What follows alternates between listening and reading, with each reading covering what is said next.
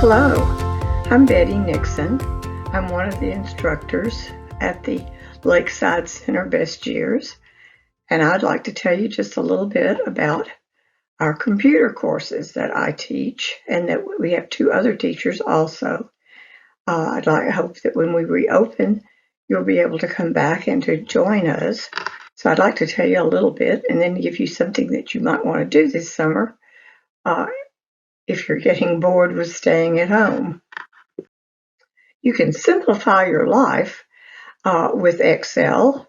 I certainly do. It's a very easy way to balance your checkbook and not have all the stress that we usually have with trying to subtract when we're in a hurry, or to add, or to figure things out. So I'm going to walk through with you a sample checkbook program that you can find online in your Excel program. It's supplied for you. Does your checkbook register look like this? Mine used to. Lots of mistakes, markouts, lines drawn here and there saying, forget this one, that should go before that one. It could be very, very confusing sometimes when you're in a hurry and you've made mistakes. And then you have to go back when you're trying to balance and find your mistakes. Well, let's see if we can let the computer do the work for us. The first thing you have to do is open an Excel workbook, and you'll have to do that by finding your little icon, your Excel icon, wherever it might be on your computer. Now, the Excel icon is always the little green square with an X, a white X in the middle of it. I always have mine down on my taskbar at the bottom of my computer, but that won't be there until you put it there. You most likely will have to go to Programs and look in your Microsoft Office suite and find Excel and double-click that and open it and bring it to your desktop. When you open your Excel workbook, this is the first thing that you'll see. And over on the left, you see a panel that says Home, which is highlighted, and then New, which is not highlighted, and then Open. And back toward the middle, where it says New Blank Workbook, but we don't want a blank workbook because we want to look for a check register that's already been done. So we will search for one in the next screen. On this screen, which is the same one that we just came from, but in this screen we have the red circle around New. When you go to New, there are so many things that Excel has provided for you. There's sample calendars, there's charts of every imagination, just about anything that you could think of that would lend itself to an Excel type format.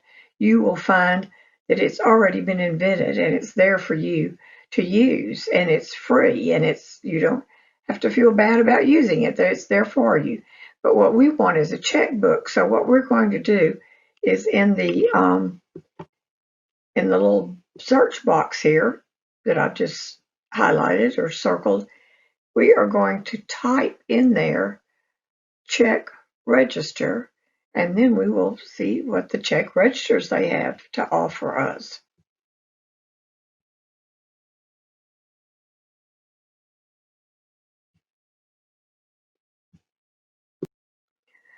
All right, now our check register page has opened, and we see that they have given us a sample of 5 different check registers. They're a little bit small. I don't know if you can see them too well. Some of them are really pretty and really elaborate and have all sorts of pictures. I myself picked the one that I have circled, a very simple one, and I'll show you a little bit later how you can dress it up if you want, but I want it for the math. I want it to do the arithmetic for me. I don't care how cute it looks.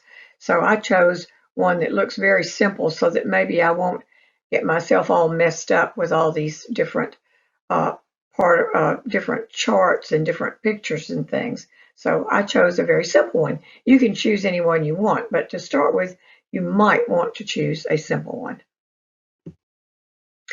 If you follow the red arrow, you will see, but you can barely see it, but I will show you in the next slide a much better picture. But that is the formula bar up there, and any kind of a formula or mathematic instruction that you have on your spreadsheet will be shown up there on the formula bar. Just wanted you to see where it is. Now we'll go where at the check register itself.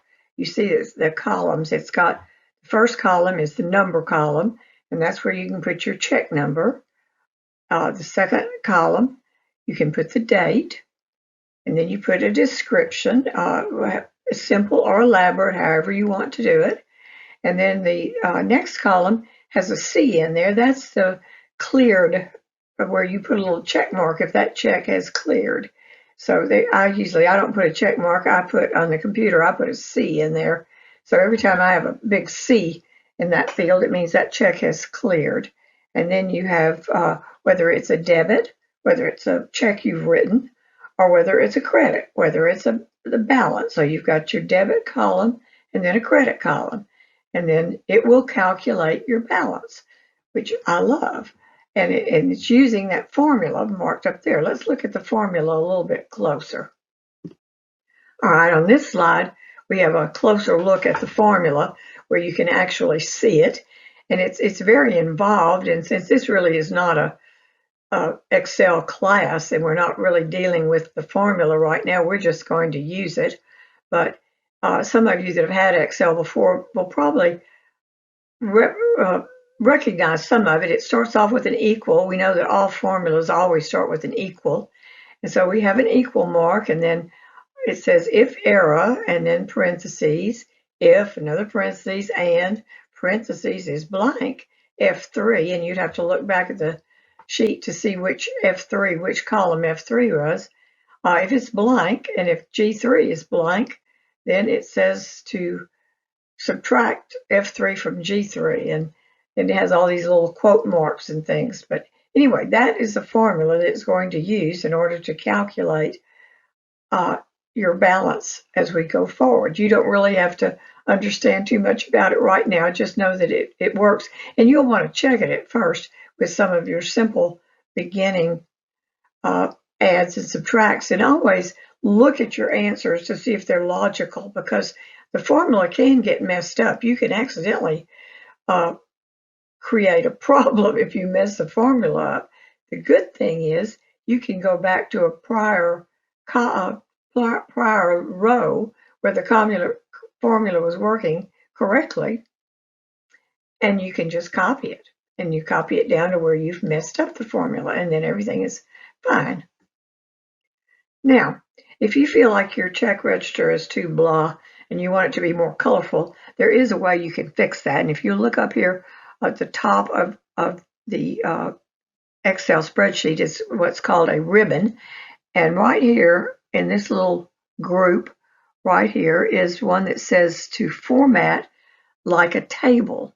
And if you click on that, then this box opens up with all of these different arrangements or colorful ways that you can do it. And you can run your cursor over them and your table will change, and you can see which you like best. So you have a whole bunch you can choose from, and you can choose the color you like. I like green, so I chose a green. So I'm going to go on to the next screen then. So this is the pattern that I chose. I always like to have the top row, the heading row, in a darker color. I like that. And then the alternate rows, it does help, even if it's the gray and white, it helps to have the alternate rows in different colors.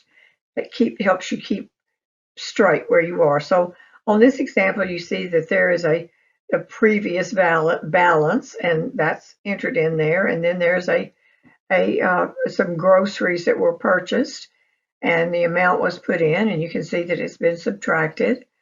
And then there is another deposit. Okay, for $10,000, that's nice. And you can see that it's been added. And then the dry cleaners, there's another check, and it's been subtracted. So, and all you type in the first part of this, in this last column, where the additions and subtractions happen, are done by the computer. Well, how do I get the information to fill in the spreadsheet? Well, you can see that there are multiple ways that you can get the information to fill in your check register. If you still carry your checkbook and check register around in a little imitation leather wallet like I used to, you've got your check register right there, and you can record every time you write a check. You don't have to do the math, though. Just record the check. And then when you get home, or every couple of days, you don't have to do it that very day, you come to the computer and you put in all the checks that you have written that you've not yet entered in the computer, and then it will do the subtraction for you.